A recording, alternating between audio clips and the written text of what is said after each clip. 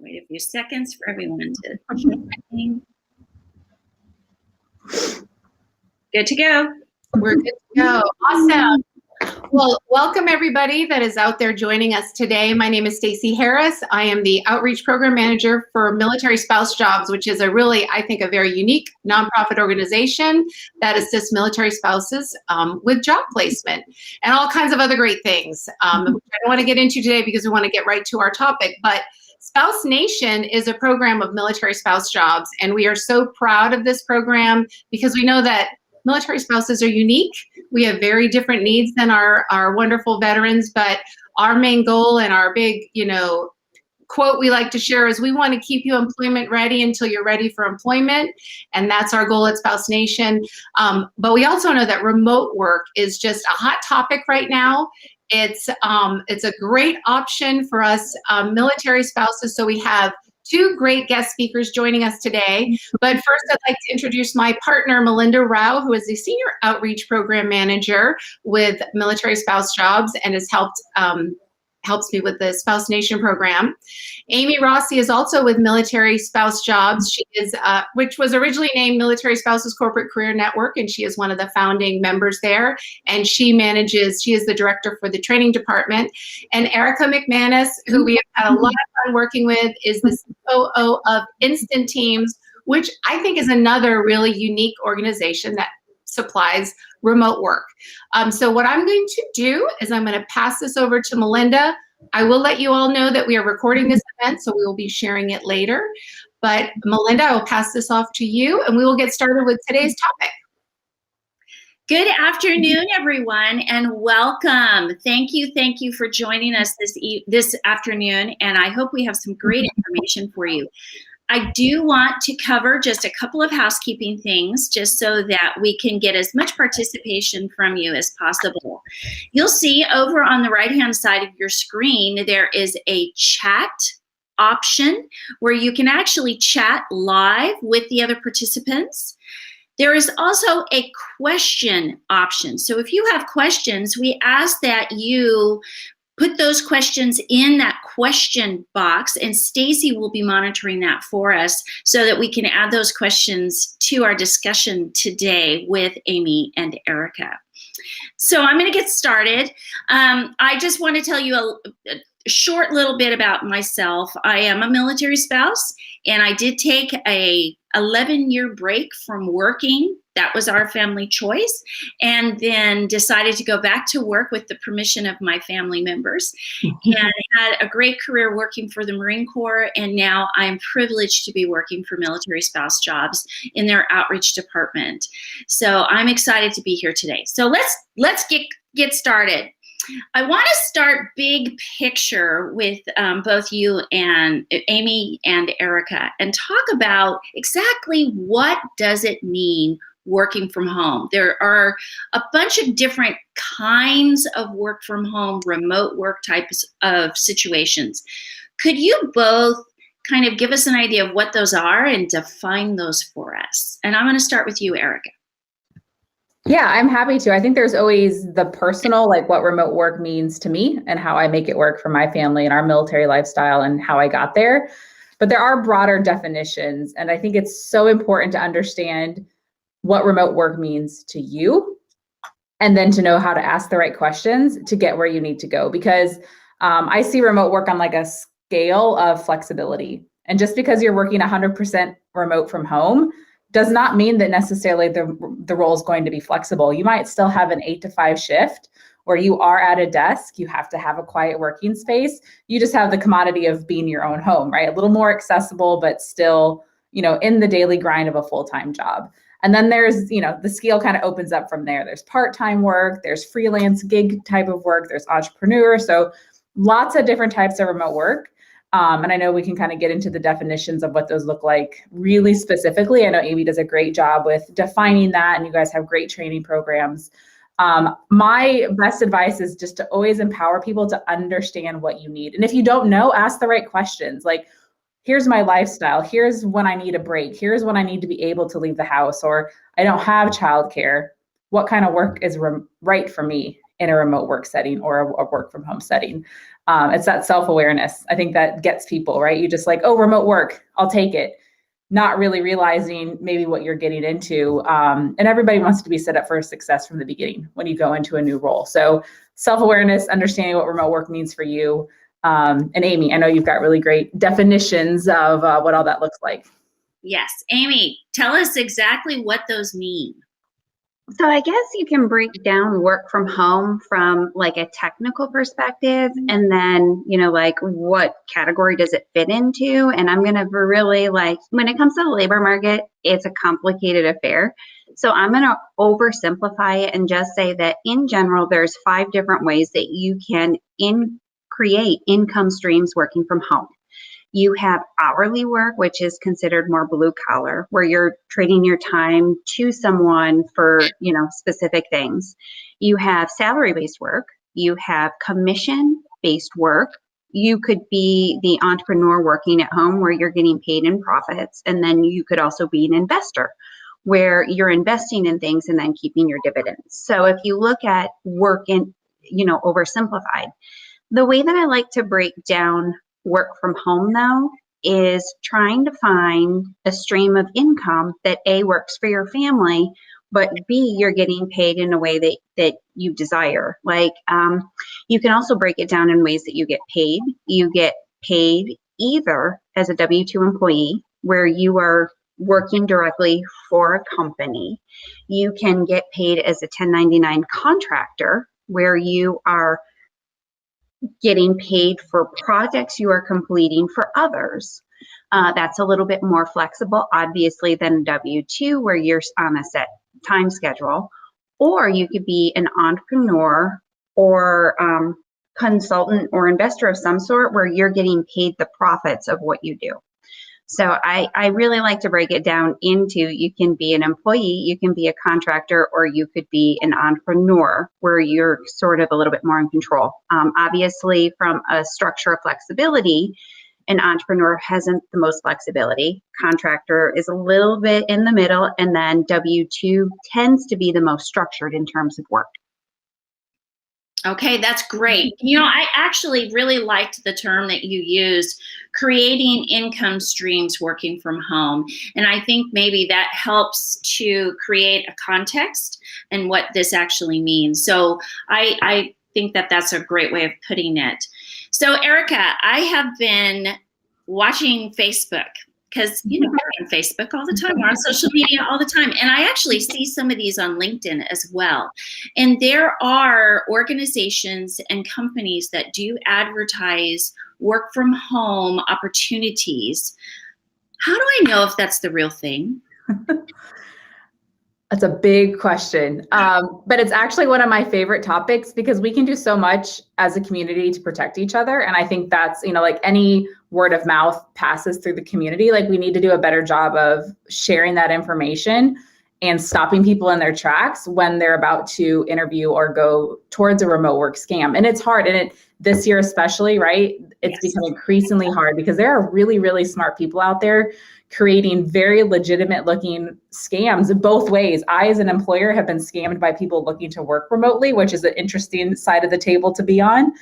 Wow. But most of my experience has been helping spouses navigate through, or even the repercussions of going through a scam all the way to where now you've lost your identity. So the 2 things that I think out the gate that are the biggest red flags is if somebody asks you to jump on a Google Chat interview, I would say 99.99% of the time that is not legitimate. That is, you have no face interaction, right? It's not a phone call. Google Chat interviews are purely textual, so you're just typing back and forth to somebody. And I have yet to see that turn out in a legitimate way. So if you even Google Chat remote work scams, like all kinds of information out there. So anytime I see somebody, on LinkedIn or in a Facebook group say, hey, I'm about to hop on a Google Chat, interview, I'm like, pause, let's not do that. Because what plays out then is an interview that might seem legit. You might be answering really great questions. Then they're going to follow up within 2 minutes after this interview make you an offer via email, and then they're going to send you a packet or an information that says, hey, in order to onboard you, we need all of this information. Passport, routing information, driver's license, right? And you're like, oh my gosh, I got a job. I'm so excited. And you send all of that, radio silent, your bank account might be drained, your identity's gone. Now you have to go to the FBI Internet Crime Report site and file. Oh and this happens to spouses daily. And I don't think people talk about it because then you're like, it's almost like a shameful, like, oh my gosh, I just got tricked, right? Like it's embarrassing, but it happens, and we got to stop each other from, making that happen. And the hard part is, you go through those steps of, okay, I Googled the company looks legit. Googled the HR person that I'm supposed to be talking to on LinkedIn. Sometimes those are phished. So they're going to use the real name of the person, but you don't know who you're talking to because it's through a chat box, right? The second one is like the WhatsApp app, or different kind of like textual writing apps. If you're asked to do an interview for those, most of the time that's not going to be a legitimate experience at the end. So it's hard, but use our resources, right? Use Facebook groups, reach out to people like, hey, do you think this is legit? I love seeing that in Facebook groups, and spouses like send a screenshot. Hey, I've been asked to do this. And the more and more we see that now, people are like, no, stop, don't do it. Like, it's not legit.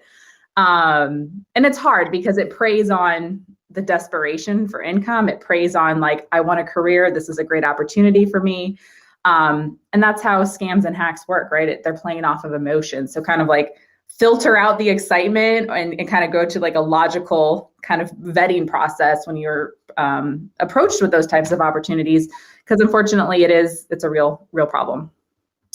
Wow. Amy, did you have anything to add to that? I think that there is a myth versus reality of information out there. There are a lot of people that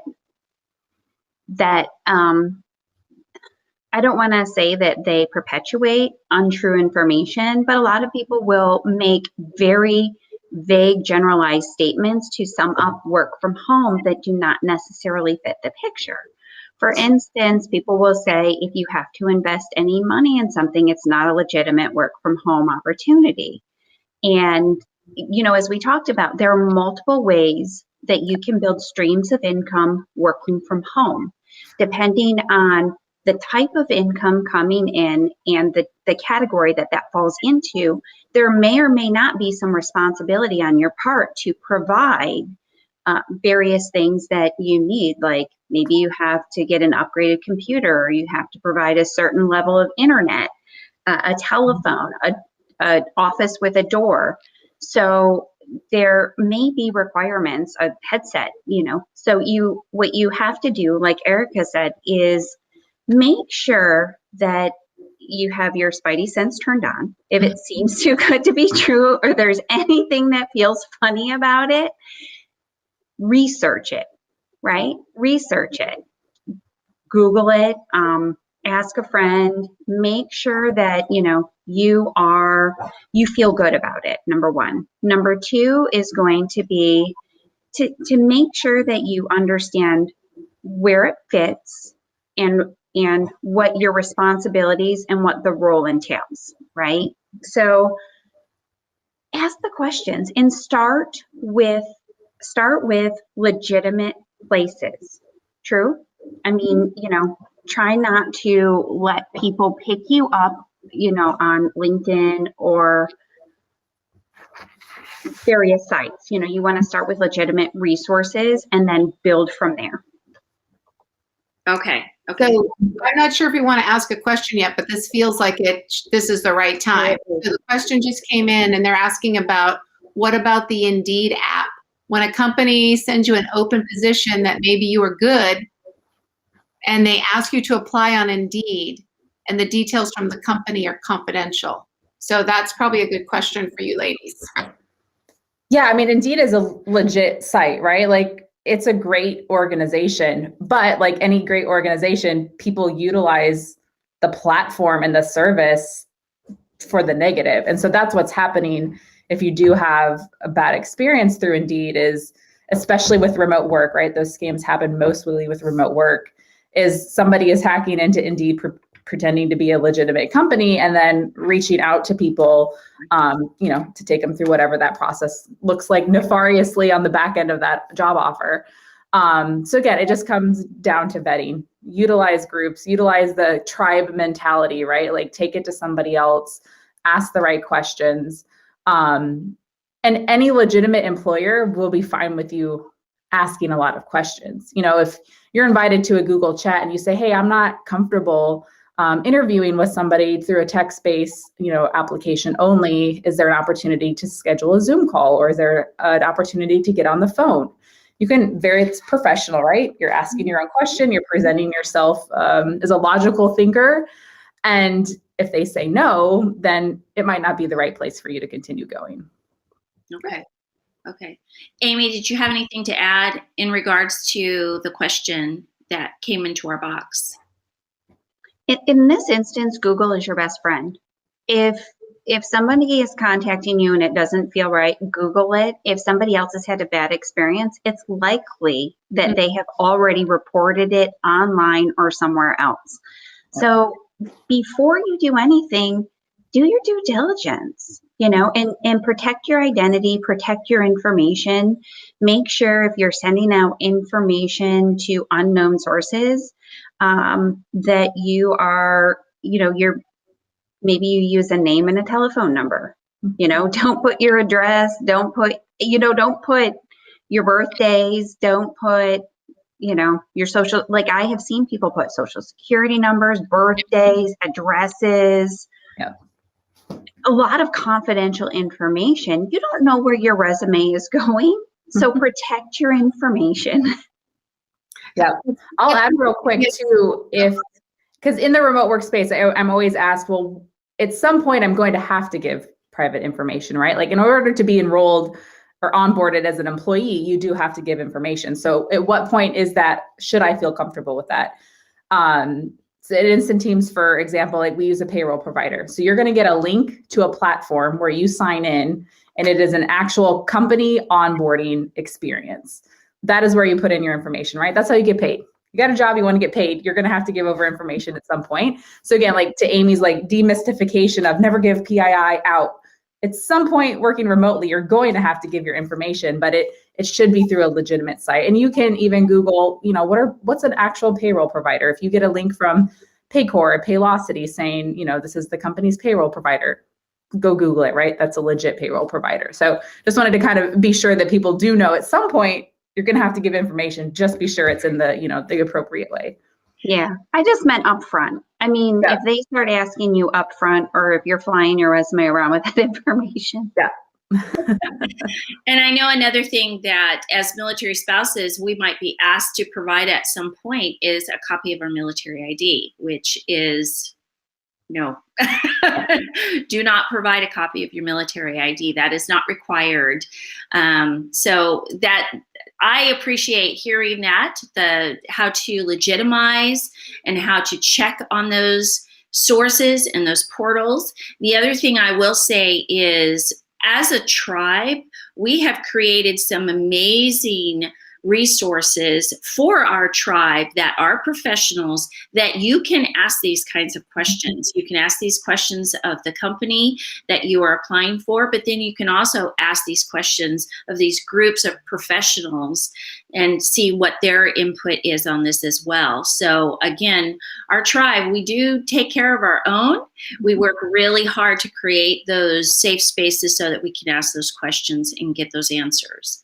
So thank you for those. I do want to move into something, and this might be a tangible way of learning how to work from home.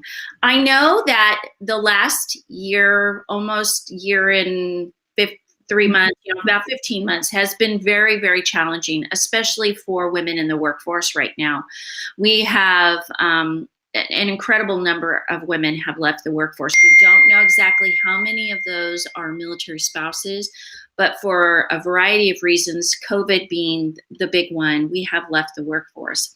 And so these work from home dreams are things that many of us are looking for. So what are some of the myths about work from home? And let me give you some context.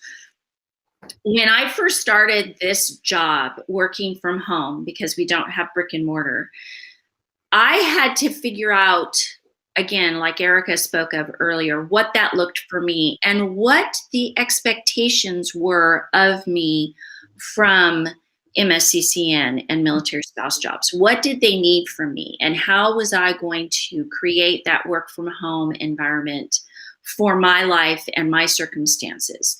So I know that I thought it would be, oh, I'm just going to roll out of bed in my pajamas. I'm just going to open my computer and I'm just going to sit here and I'm going to have all kinds of amazing things that I can do. And, so scheduling was tricky for me, figuring out what the expectations were. So talk about some of the myths. And Amy, I want to start with you and demystify what this is and how we do this successfully. I think success starts with planning. Number one, you have to understand if you work for a W-2 employer, you're going to be required to work specific hours, specific days, and at specific times, versus what the expectation is if you are working for, a contract, right? You're going to have to provide the deliverables that you have on the contract to the employer. And you have to build a schedule around what the expectation is. Number one, if you have young children, you're going to need to figure out some childcare, right? Because you're not going to be able to work, take care of a child, and do other things. Number two, you need workspace that everything is in one space. For example, if you've got your office in your bedroom, you've got your supplies in the attic, and then you've got your printing materials down in the basement, it's not a productive. You have to look at your house like you would a business or office. You want all of your materials in the right space so that, you can maximize your productivity. So you just want to make sure that you, A, have a legitimate workspace, and B, you understand the expectations in terms of hours and deliverables. Okay. Erica, do you have anything to add about those fairyland myths that we all have about working from home? Yeah, I think the very first thing I said, it just still rings true, is like awareness of what you need to do, the type of work you need. Last year, right before, COVID happened, we had written up a core flexibility policy and a childcare policy at Instant Teams, right? We're remote, but we have customers across the nation, and, you've got to be able to focus on your job. Like, this is for W-2 employers, right? Like, you're here to help drive the business and help drive opportunities for the community. And then COVID happened. We're like, okay, well, we'll just hold on, at that point, it's just like survive, right? Like, figure out a way to make it work. I think one of the biggest things that people often don't think about is, like, there's a family training component that you have to have and you have to be aware of. You can't just start working remotely one day and not communicate that to the rest of your household, no matter how old they are, up to spouses and down to toddlers. Because most of the time, the military spouse in the home is kind of the person who is keeping the household running. And so when you're removing yourself from that dynamic, if you have not communicated that or even put a change management process into place, it's going to create a lot more stress, at least at the beginning, than you probably want. So communicating schedules, like, I have a shared Google Calendar with my spouse, with my teenagers, so they know when I am working, when I'm available. If you call me or text me and I don't answer, it's because I'm on a call. Right at the beginning of COVID, I had like a stoplight system outside of my door where it's like, green, I'm just, on a call with a team member working, you can come in. Red is like, I'm on something live, do not open that door right now. So I think people just assume, oh, I can work from home, and it just fits into the natural flow of the household. And it for the most part, it doesn't, unless you're consulting or, blogging and writing and just doing things at night when everybody's asleep. Like, it's a glorious time to work. At least for me. So just being aware of the training and the family component that you need to, be sure you've got a little hold on as you jump into the remote workspace. Okay, that's actually great information. I was very fortunate. I started this remote work after all of my kids had moved out of the house, so I didn't have to have as many training sessions with my family members. Maybe with my husband though, because he assumes if I don't answer the first time, he should call back 2 or 3 more times. Yes. I'm not answering because I'm on a work event. So. Yeah. And I also want to point out there's another dynamic that happens when you work from home too, is that one of the struggles that people find is balance, right? There's not a good amount of balance. You could actually, because your office is there and all your work is there, I do find that you can overwork yourself. Like you can't detach from it and you can't do the thing. So number one, it's, there's a productivity factor of making sure that you've got a schedule, but there's also, there has to be a self-care aspect of this where you are also making time. I know one of the things that we used to do early on, and I still do it to this day, is called Pomodoro, where I time block myself in 25-minute work blocks, where it's 25 minutes of work, 5-minute break, 25 minutes of work. So that could be another system that you can use from a work perspective. How many of you had service members that ended up working from home for a period of time at the beginning of COVID? My husband lasted 2 days. Luckily, he was essential, so he could go back to the office, but he lasted 2 days and then took the rest off. And now he has never again ever come home and said, how come this isn't done while you're working? Because now he understands. So that's part of that learning curve. My husband worked from home for about 3 months. He was essential, but he worked from home for about 3 months. And I would have to go into his office just about every night at 10 o'clock and say, shut the computer. So yes, I appreciate your notes about self-care, Amy. I think that's important because, again, many of us as military spouses, we're the have-to parents. We have to make sure all the kids are taken care of. We have to make sure the meals are taken care of and all the errands and all of those other have-to things that we have to do. And now we're throwing our work from home expectations and scheduling into the mix as well. That can be challenging. I think it can be challenging. So yes, yes, Crystal, multiple calls, texts, that's funny. Yes, I've had more phone calls in the last 25 minutes than I've had all day. So now I want to get down to the nitty gritty. And so what is the formula for finding that work from home job and getting yourself all set, ready to go, working that work from home job, meeting all of the expectations and demands of your family and of your employer? So, Amy, I want to start with you. How do we do that? Wow, that's such a complicated question. I, in my trainings, use a quiz. It's a 7-question quiz where, we kind of roll through different phases and help people identify, do they want to work for a company? Do they want to be a contractor? Or are they really more interested in becoming an entrepreneur? Okay. And then once you kind of pick that, what you should do is start the exploration process, right? I feel like everybody has like a dream in their head or a picture of what they want to do. Sometimes it's hard to commit to that because you feel like you're limiting yourself in what's available. And it's funny because like a powerful thing happens when you start to write down what you're really looking for. All of a sudden you start seeing it everywhere, right? Because when you start knowing what you're looking for, it's easier to see it and to find it. Whether you're searching online or you're just talking to a friend, like I'm looking for a job or I'm looking for an opportunity to do this. Next thing you know, those opportunities start popping up. So I would take a minute and really think about how many hours a week you're looking to work. whether you would like a structured work environment or a flexible work environment. And then think about things that you enjoy doing.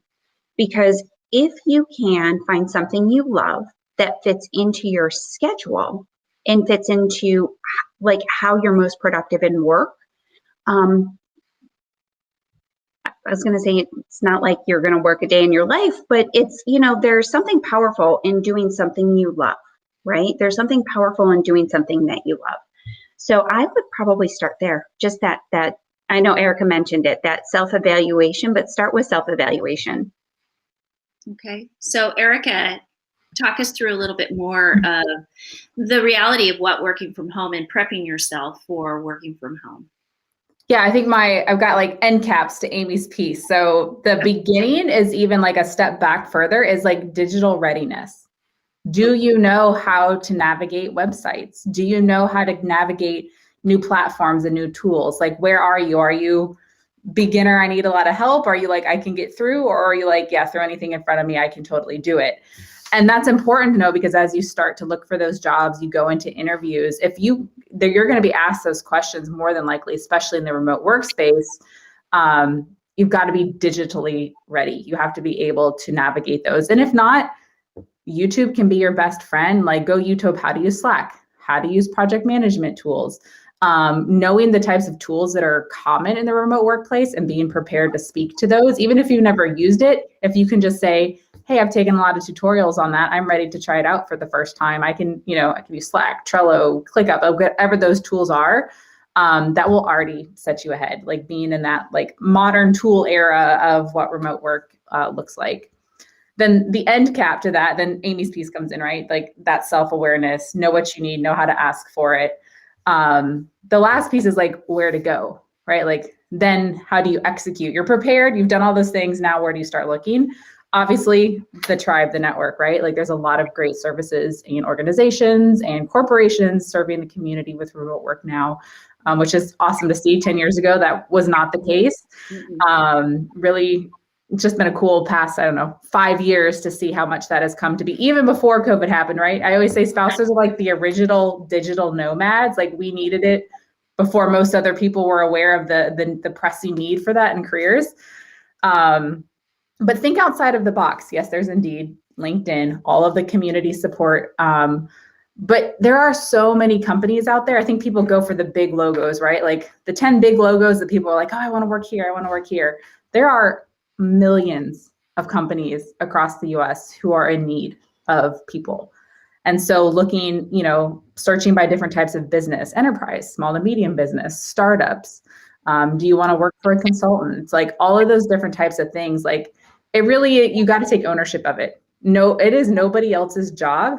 Even those of us who are in the space to help serve, it is nobody else's job to get you a job except yourself. And I think sometimes that's hard to hear, because it's hard and there is a huge community of support. And so people are like, well, so-and-so didn't help me get a job, or I've been to 5 places and nobody's been able to help me get a job. That goes back to self-reflection. Like, what are you not asking right? What is the actual need? How can we help you better? It's a help us help you situation. So I think it's really, really important to keep in mind as you're out there, as a part of your recipe for success.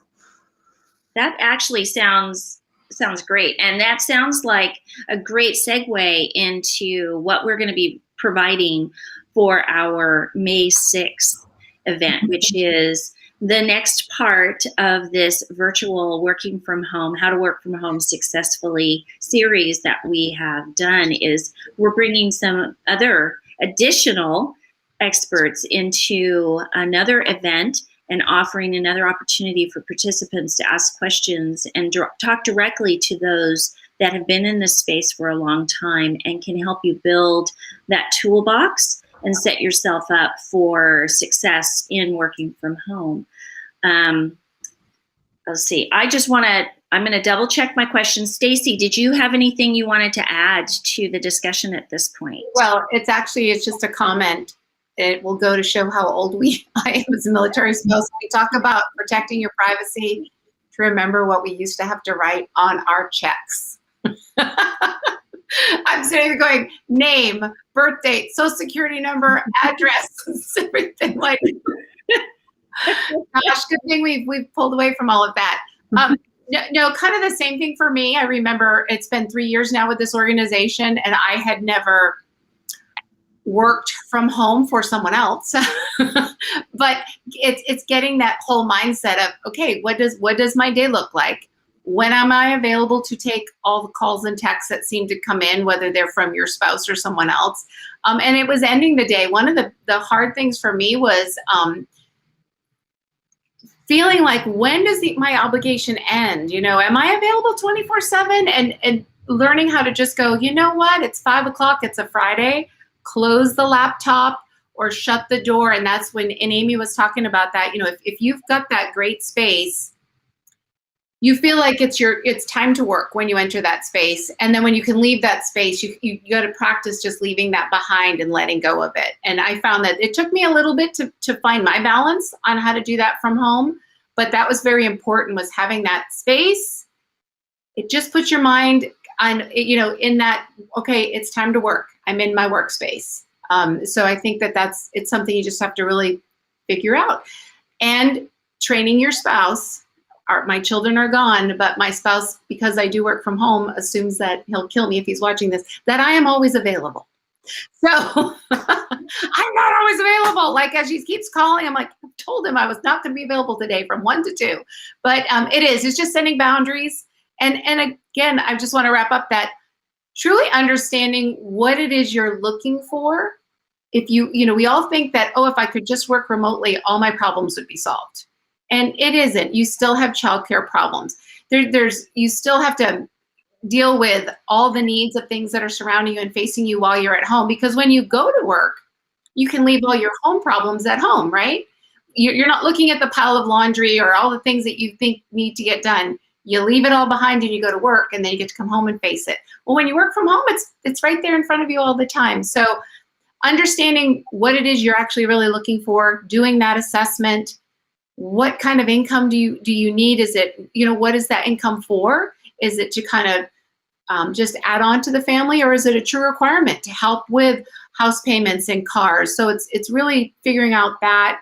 But you also have to know yourself too, because I can promise you this, at 25 years old, I would not be happy working from home. I needed that social aspect of something that was not military. So for me, working outside of the home gave me what I was looking for at that age. And now I'm like, oh, this is a dream come true. I love this opportunity that we've got with military spouse jobs to be able to be an independent contractor and work from home. So the assessment is very valuable to really determine what your needs are. So that's what I figured I'd share. There you go. Thank you.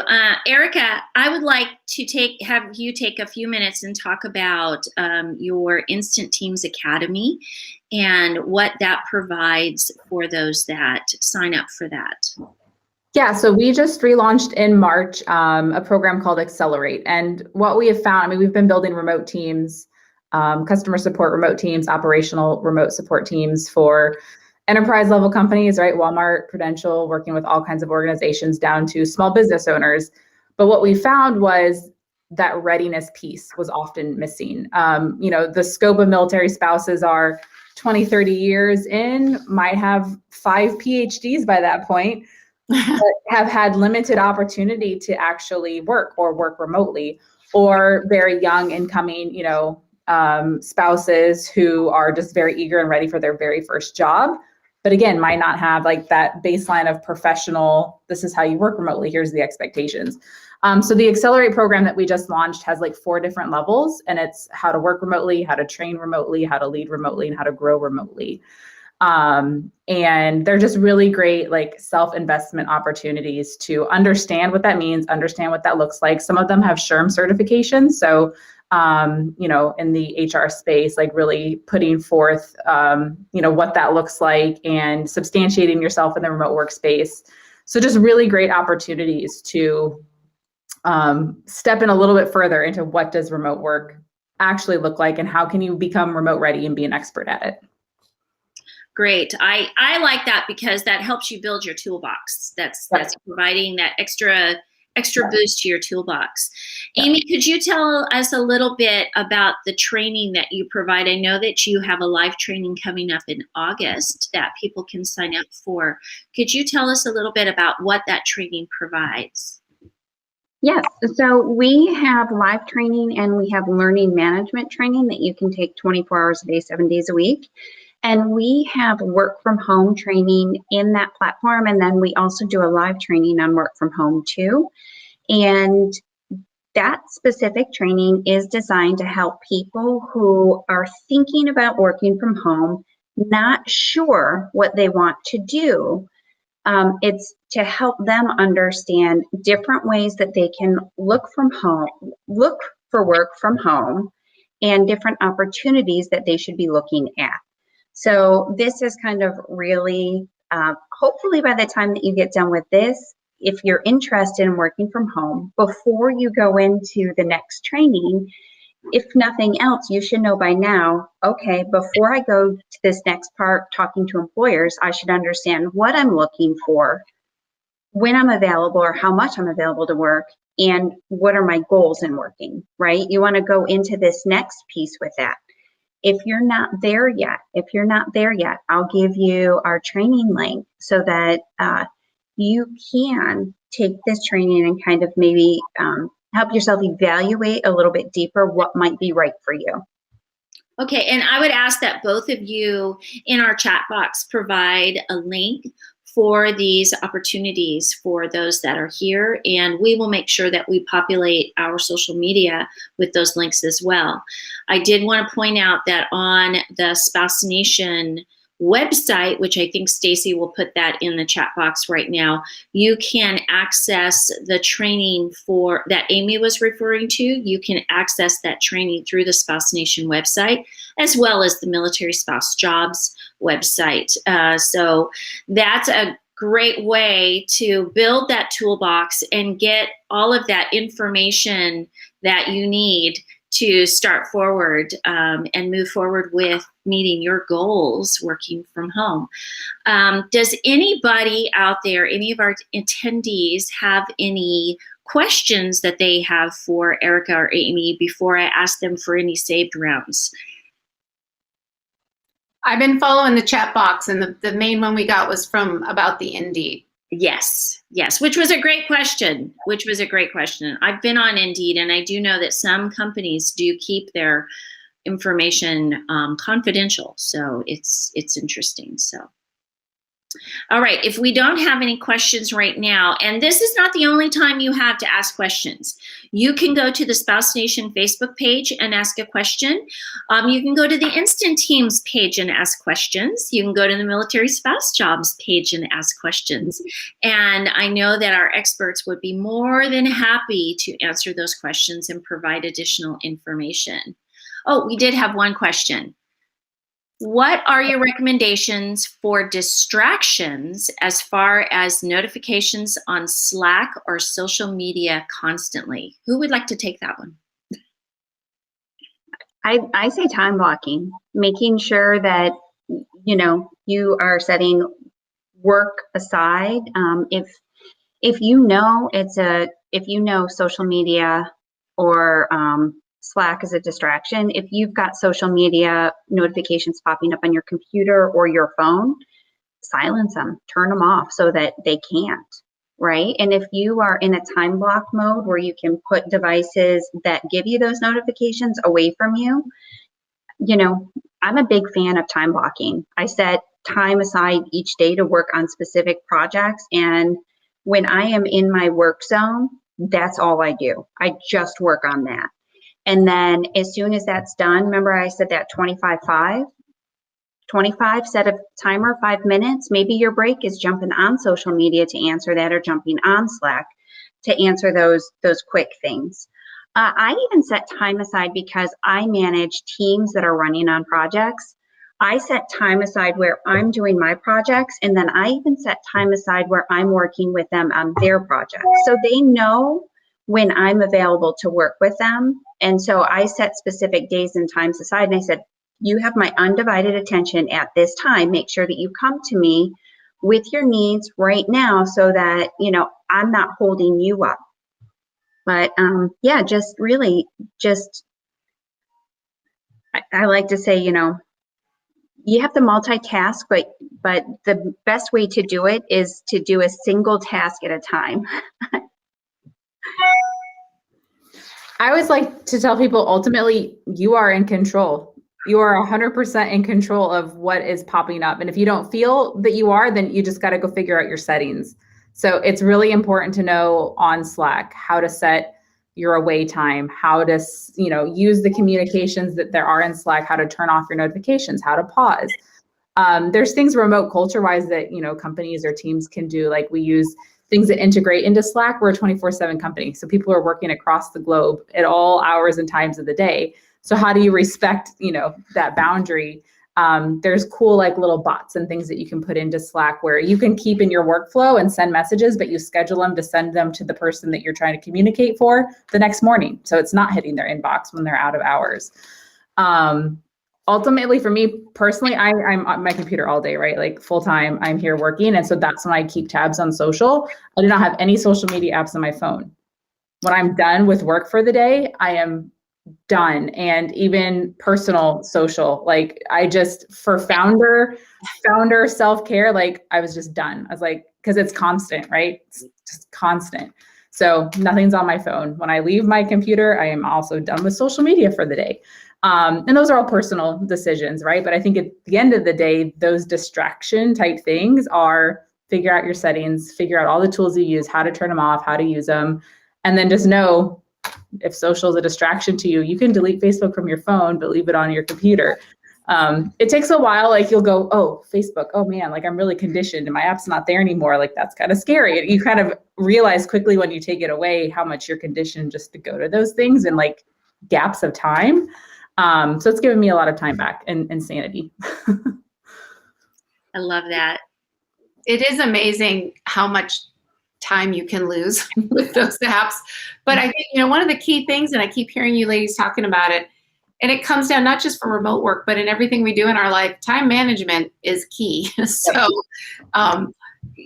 you can end up, some days I just think it's 1 o'clock already. What can I get done? What happened to my day? So I am a very efficient. I like to know what I do when throughout the day. And I like when I get thrown off that, it kind of throws off my whole day. But time management is key. So but I'm liking that whole removing Facebook from my phone. That's a good idea. I know. I do want to hit on a comment that came into our question box. Crystal McFadden, who works with VetJobs, she asks, when we work from home, do you have a go-to setup or routine that help you to be most productive? I wear shoes, so my brain feels like it's on or going to work. So what are some of your suggestions for your go-to routines? I've been working from home for 10 years. So to me, it's just like second nature at this point. Like I don't remember having to trick myself into doing it. And I'm an introvert. So the concept of being able to be in my own space and like in my own zone is all the motivation I need. Like, I'm like, all right, let's get to it. I'm ready to work for the day. But I do know a lot of people do use different tricks and tips and things to like get them in that mindset. So I don't have a really great answer for that other than I just love working remotely. And so like just be able to come down, get in the office, go, it works for me. Awesome. Amy, do you have any thoughts? So I'm a big fan of Miracle Morning, where you get up early and you do, you make your bed, you exercise a little, drink your water. I always start my day early with things that I love. And I start my day, and then I time block my morning. I love to get up and work early before everybody else is on the computer at work, because then I get my time where I'm just solely focused on those projects, and I tackle my hardest projects first in the morning. So I will sit down, and if I've got a big brain thing that I need to do, my boys call it big brain. I don't know, I've picked it up now, the big brain things.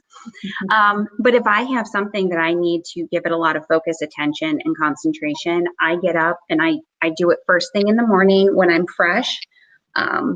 And then I time block the rest of my day with easier or fun things, because otherwise you're just going to pick up. If you let your schedule control you, you're going to do all your fun things. You're not going to ever just get on and do the hard stuff. So I always say, let me get on, let me get it done, so I feel super accomplished. And then the rest of the day, I focus on the fun. Oh, I'll share a tip. And it's kind of like, if you want to get your house cleaned, you invite someone over for dinner, right? If you want to keep yourself feeling made up and dressed and ready to go, schedule video calls, because it's amazing what you might look like when you get your little earbuds in and you're drinking your coffee and you're having this great conversation. But you actually feel better about your work and what you're doing when you're dressed and you've put on maybe a little bit of mascara or something, and you've actually brushed your hair and pulled it out of a hair clip. So I now try to, when I have the opportunity, we could just be calling, but why not use the opportunity to do it as a video call? And I think it's a lot easier to engage with people, and I think you feel more connected. And for us, for this organization, probably the first, I'm going to say, year, I had to figure out who was who by their voice, because it was all these calls, and I'm like, oh no, I recognize Amy Rossi's on, and it's interesting how you can recognize people by their voice, and then all of a sudden you're going, oh wow, now I have to match faces and voices. So I love that we have a lot more opportunity for video calls. I think it's great. I think it being dressed, and I know some people probably think, yes, I'm going to live in my yoga pants. It's not all it's cracked up to be, honestly. Right. I think I like to feel dressed and ready for the day. So but in full disclosure, I don't have any shoes on. So I have slippers on as well. But I'm dressed. I'm dressed from head to toe. I don't ever wear shoes in my house. So there you go. That's the Japan in me coming out. We lived in Japan for a while. So I would just like to add that I do have a routine in the morning, much like what Amy spoke about. I get up. I am up early in the morning. I'm usually up long before my husband leaves the house. And I like to sit down with a cup of tea. And it's usually the last thing I do before I open up the laptop and I get ready for my workday. And I sit down, and I'm a list person, and write down my goals for what I want to get accomplished in that day. And instead of having a 25-minute block with a 5-minute break, my scheduling, a lot of it is task oriented. So I'm trying to get specific tasks done before I move on to the next task.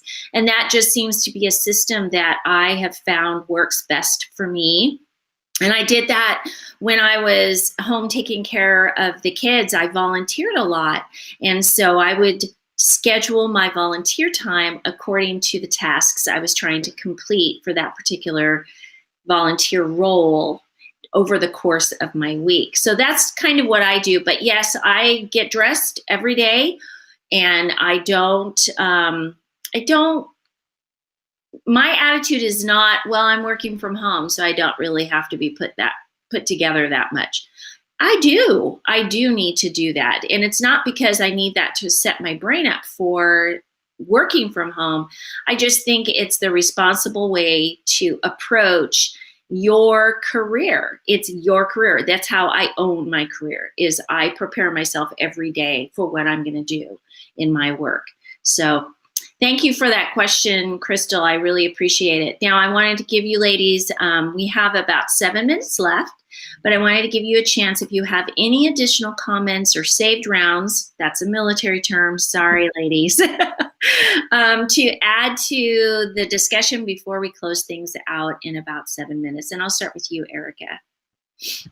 I think we covered a lot of great stuff. I mean, we've really gone through a great overview of how to be prepared, what to look for, what not to do, how to ask for help. So I'd say my only last hack is to remember that self-care component. If you need to Instacart groceries, Instacart some groceries. If you need to ask somebody to come walk your dog while you've got a big meeting, ask for help. So just remember that there are people, even if you feel like you're alone and working remotely, there are still ways to feel connected and ask for help and be, brought in with the community around you. Perfect. Thank you. Amy? Any last comment? And no, I mean, like, we have hit on all the components of work from home, how to decide. And I think it's important that unilaterally, you've heard everybody pretty much say the same thing. You have to be structured and have a schedule if you're going to commit to working from home. If you're going to start work from home, you first have to understand all the technology that you'll need to work from home. And then second, understand what roles or components that you need to take on, understand pay, become familiar with taxes, hours, responsibilities, how to find that work. Again, it's all research. I think you have learned from all of us. I know I've been working from home over 20 years. Erica has been working from home for over, I think that we're giving you, this is all the stuff I wish I knew before I actually started working from home, because I stumbled quite a few times, out of the gate to kind of like get things going. And so, I found help from a lot of great places. At first, when I needed to structure to work from home, I used, there's a lot of services like Fly Lady and, other things that help you create structure, and keeping up with both, what you have to do in your home, but, creating routines. And I think that building routines based on your lifestyle is going to save you a lot. Because if you're not taking care of yourself, if you're not building those routines and you're not picking work that's suitable for your environment, you're not going to last, right? I started working from home. I didn't last working from home and went back to the office.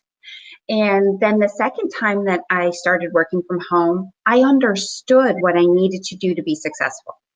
So, and I too am an introvert. So for me, this makes it so that I'm like bubbling with energy all the time, because, my husband gets home and I'm like, because, I've been home energizing all day and he's been at work doing stuff.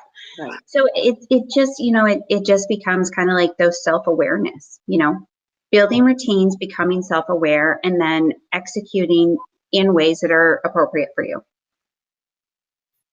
Thank you. I want to thank both of you ladies for your time today and for all of the great information that you have provided for us today. And I know that the participants are thankful as well. I know that this was an eye-opening discussion for myself. Now I'm going to turn it back over to Stacy to close out our session. We'll close it out. It was a lot of great information, so thank you, ladies. Both Erica and Amy will be joining us on May 6th from 1 to 3. We also have Devin Drake from Boldly will be our keynote speaker, so we're excited to have her. And Elizabeth O'Brien from the Freedom Learning Group will be joining us as well. And then there'll be some networking opportunities. So watch for the link that will be coming out for the May 6th event. This event will be recorded, or I should say has been recorded, so we'll be able to reshare that. If you do have any other questions, reach out on the social media through all of our different organizations, and we will get back to you and answer those for you. And from Melinda and myself from Spouse Nation, thank you for joining us on our first live event. So we're very excited to bring this to you. And we appreciate all your time you've given us today. So thank you, ladies, and thank you for all of those that are out there watching us. Have a great Bye, everyone. week. Bye-bye.